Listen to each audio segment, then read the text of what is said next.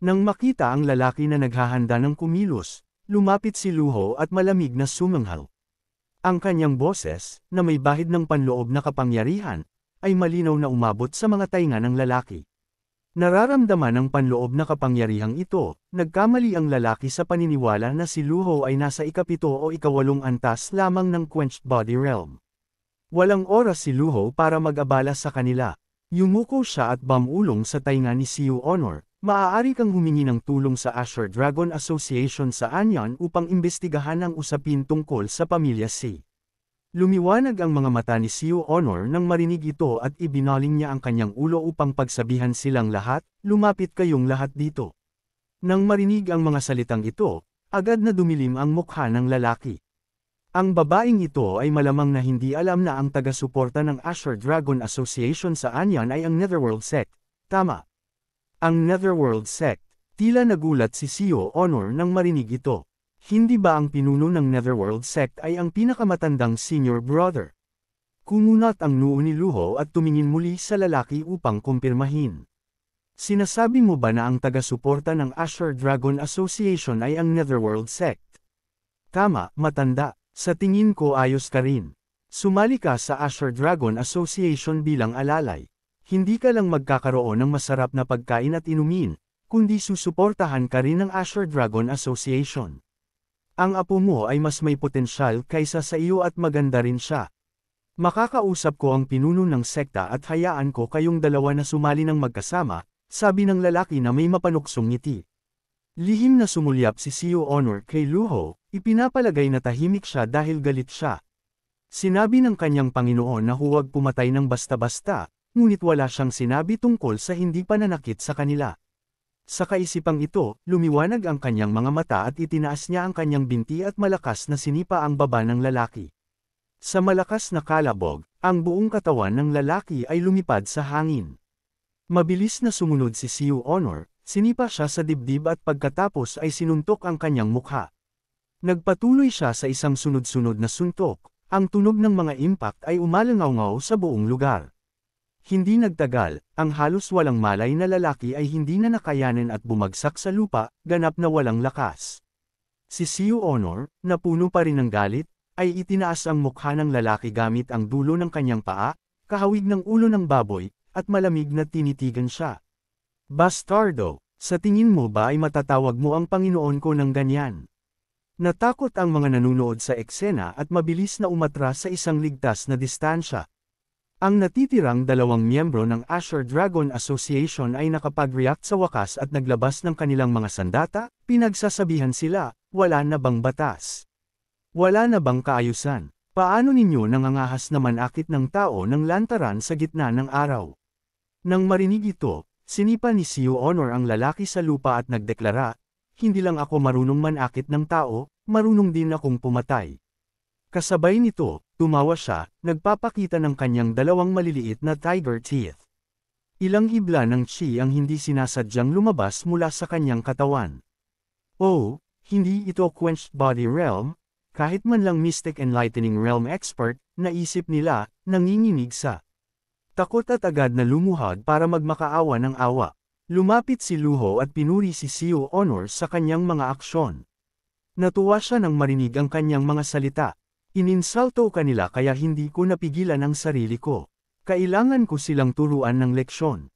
Pagkatapos ay bumaling si Luho sa dalawang nakaluhod na lalaki at nagtanong, nasaan ang pangunahing sangay ng Azure Dragon Association? Sumagot ang isa sa mga lalaki, sa Anyan, 3 milya hilaga ng sinaunang ilog. Nanlamig ang tingin ni Luho, bilang baguhan sa Anyan, hindi ko alam ang lugar. Bumalik kayo at sabihin sa inyong pinuno na personal akong bibisita bukas. Nagmamadaling sumagot ang dalawang lalaki at mabilis na tumakas kasama ang kanilang kasama. Maganda ang plano ng Panginoon. Sa pamamagitan ng pag-alam sa kanilang punong tanggapan, maaari natin silang harapin ng maayos. Sabi ni Siu Honor, naliwanagan ng maunawaan niya ang dahilan sa likod ng mga aksyon ng kanyang Panginoon. Inayos ni Luho ang kanyang balbas nang walang magawa. Ang gulo, kailangan ko silang gamitin para imbestigahan ang usapin tungkol sa pamilya Si. Sa pagsasalita nito, ibinaling niya ang kanyang atensyon kay Siu Honor at nagtanong, matapos ang napakaraming taon, naaalala mo pa ba kung nasaan ang bahay? Sumagot si Siu Honor nang marinig ang tanong, naaalala ko lang na may 2 stone lion sa pasukan ng aming bahay. Mahilig ang aking ama sa martial arts habang ang aking ina ay mahilig sa embroidery. Pagkatapos ay nagpakita siya ng malungkot na ekspresyon. Naintindihan ni Luho na si Siu Honor ay nakatira sa bundok mula pagkabata at hindi nakabalik sa bahay, kaya normal lang na hindi niya masyadong maalala. Pagkatapos, nagtanong-tanong ang dalawa sa paligid ng lungsod at mabilis na nahanap ang lokasyon ng pamilya Si. Dahil hindi malaki ang lungsod ng Anyan at ang pamilya Si ay isang kilalang sambahayan, hindi mahirap makakuha ng impormasyon. Pagdating sa pasukan ng pamilya Si, natuwa si Siu Honor at sumayaw-sayaw, kinukuha ang Stone Lions para paglaruan.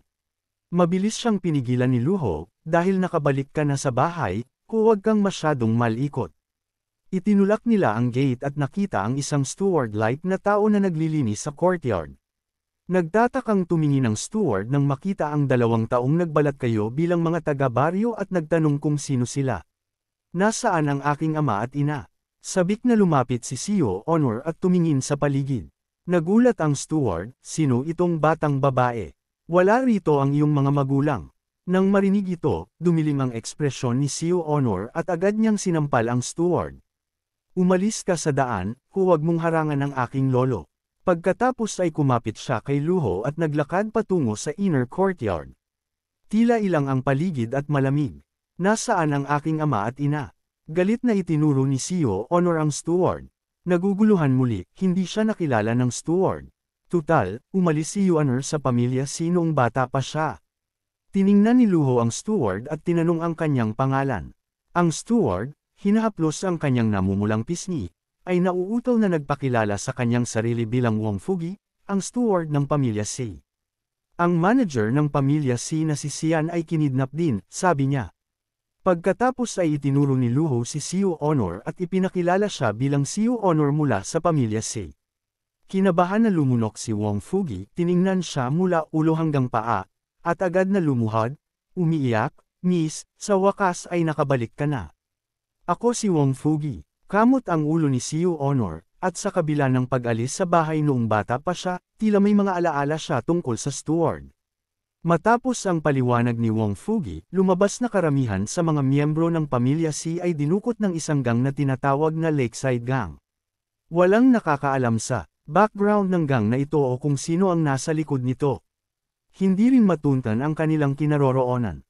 Dahil sa paulit-ulit na pagdukot sa pamilya Si sa loob ng maikling panahon, ang natitirang mga lingkod at tauhan ay natakot na manatili at iniwan ang kanilang mga tungkulin, tinatangay ang mga gamit ng sambahayan. Si Wong Fugi lang ang natira. Matapos makinig, sumipsap si Luho ng kanyang tsa at nagtanong, bakit hindi ka nag-report sa mga awtoridad? Nag-report kami, ngunit hindi nakahanap ng anumang lead ang mga opisyal. Noong araw na dinukot ang pamilya Si, lahat maliban sa mga lingkod na nasa labas para sa mga gawain ay kinuha. Nagkataon lang na nasa labas ako kaya nakatakas ako, paliwanag ni Wong Fugi. Nagtatakang nagtanong si Siu Honor, kung gayon, bakit hindi ka tumakas? Matapat si Wong Fugi sa pamilya Si. Ipinanganak akong miyembro ng pamilya Si at kahit sa kamatayan, ako ay multo ng pamilya Si, sagot ni Wong Fugi. Bahagyang ngumiti si Luho sa kanyang sagot. Tunay kang matapat. Gayunpaman, itago mo ang pagbabalik ni Siu Honor. Tungkol sa pagdukot sa pamilya Si, ako mismo ang mag-iimbestiga. Pagkatapos sabihin ito, pinauwi ni Luho si Wong Fugi. Inayos niya na pumunta si Siu Honor sa Azure Dragon Association ng maaga kinabukasan upang imbestigahan ang tinatawag na Lakeside Gang. Matapos maayos ang lahat, humiga si Luho sa kama para magpahinga. Sa sandaling ito, narinig niya ang boses ng system sa kanyang tainga, kumpletuhin ang gawain upang suportahan si Duan Musheng, gantimpala 200 merit points. Kumunat ang kanyang noo habang tinitingnan ang task panel. Nang umalis siya sa bundok Jinting, nagtalaga siya ng gawain para sa kanilang dalawa na ayusin ang barrier ng magkasama, gayunpaman, ang task panel ay nagpakita lamang kay Ming Shirin. Mayroon lamang isang posibilidad, na sugatan si Duan Musheng. Samantala, sa loob ng bundok Jinting, nagtataka si Ming Shirin matapos basahin ang liham na iniwan ni Siu Honor. Hindi niya inaasahan na umalis pala ang Panginoon sa bundok. Nagtataka siya kung ano ang iniisip ng matanda. Umubo ng ilang beses si Duan Muxiang na nasa tabi niya at nagbigay ng kanyang hula, marahil ay masyado siyang matagal na nananatili sa bundok at gusto niyang lumabas para magpahinga, ngunit ayaw niyang malaman ng iba ang kanyang pagkakakilanlan. Tumayo si Ming Shirin matapos marinig ito at sinabi, "Tama ka." Naglalaro ang Panginoon sa sarili niyang mga patakaran nitong mga nakaraang araw at hindi ko maintindihan ang kanyang iniisip. Ang ating dating Panginoon ay may ganap na lakas at hinahamak ang paggamit ng kanyang utak. Naniniwala siya na ang lahat ng mga pukana ay walang saysay na pakikibaka sa harap ng ganap na kapangyarihan. Umiling si Duan Muxiang at sinabi, "Marahil, ngunit ang pag-aayos ng barrier ay magiging maraming trabaho para sa iyo, junior brother. Ang aking sugat ay maaaring tumagal ng 3 hanggang 5 buwan upang gumaling." Nang matapos siyang magsalita, isang tuwalya ang ipinukol sa kanyang mukha. "Masyado kang optimistiko. Magpanggap ka lang ng kaunti, huwag kang manamantala sa sitwasyon. Lumaki tayong pareho na binubugbog, nakayanan natin ang mas malalalang sugat kaysa dito. Bibigyan kita ng 10 araw. Kung lalampas ito sa 10 araw, aalis ako. Kapag bumalik ang Panginoon, siya ang bahala sa iyo." Napahiyang umupo si Duan Muxiang at sinabi, "Junior brother, talagang matalino ka. Malamang na sapat na ang 7 araw. Maaari ka nang umalis ngayon, kailangan kong mag-focus sa pagpapagaling. Hindi komportable para sa 2 solong lalaki na magkasama sa iisang silid." Nang marinig ito, nanlaki ang mga mata ni Ming Shirin at binigyan siya ng nakakadiring tingin. Pagkatapos ay tumalikod siya upang umalis sa silid.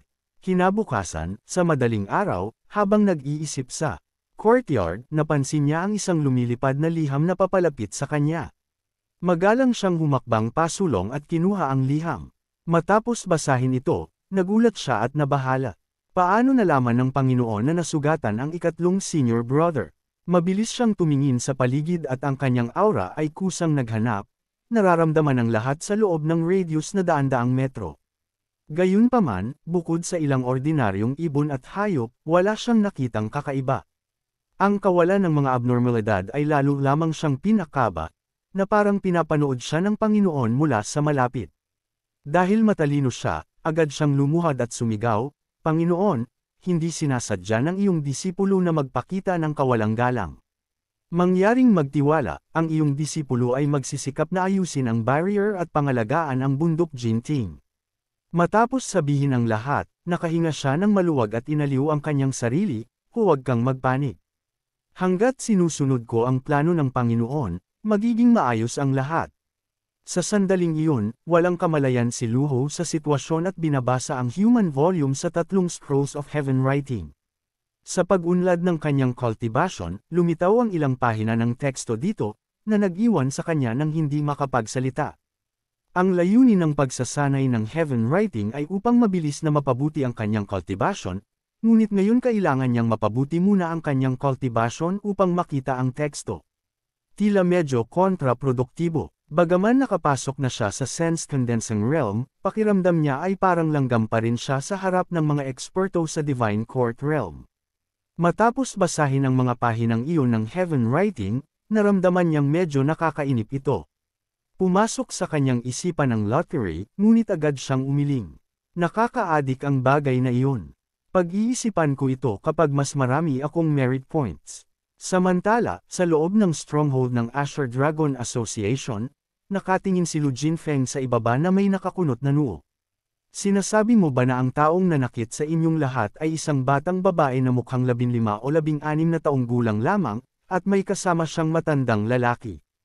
Anong karapatan nila para pukawin ang Asher Dragon Association?" Sumagot ang 2 subordinate sa ibaba na may malungkot na mukha, "Hindi namin alam. Nagre-recruit kami ng mga disipulo sa mga lansangan ng anyan nang biglang lumitaw ang babaeng iyon at malubhang nasugatan si Elder Gian. Binanggit pa ng matanda na personal siyang bibisita. Sinabi ni Lu Jinfeng na may mapanuksong ekspresyon, "Ngayon, kunin ang 20 sa ating mga kapatid at hanapin ang mga nanakit kay Elder Gian." Habang ginagawa ang mga kaayusan, nagmamadaling tumakbo ang isa sa kanyang subordinate at nagulat, "Pinuno, may babae sa labas na humihiling ng audience." Tumanggi si Lu Jinfeng. Kasalukuyan siyang galit, wala siyang mood na makipagkita sa sinumang babae. Sinabi niyang limitado ang kanyang pasensya at hanggat sinusunod pa niya ang utos ng kanyang lolo, hinihiling niyang gawin mo ang sinabi niya. Bago pa matapos ang mga salita, narinig ang ilang malalakas na kalabog, kasabay ng mga sigaw ng sakit habang ilang figure ang ipinadala sa paglipad.